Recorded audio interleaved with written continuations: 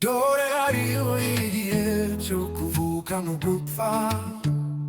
Iyo umuntu avutse benshi baraseka, iyo wakoze neza ugapfa bose bararira.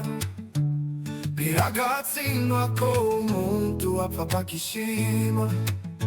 Dore umunsi wawe nyuma wo gupfa, abantu bazaza bagushinyure barangize.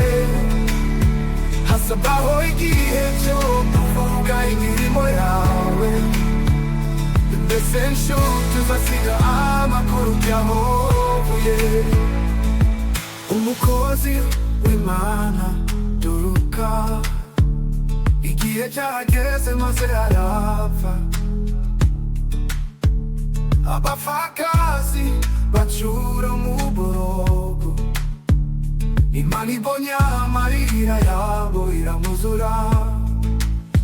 Dore umunsi wawe nyuma wo gupfa, abantu bazaza bagushinyure barangize.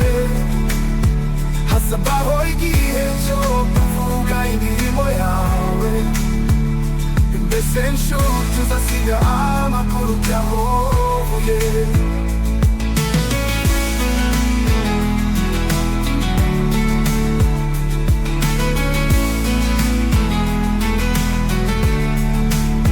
Ntidukwiriye gupfa nk'imburamumaro, kora iby'ubutwari usiga iby'ubuci waho.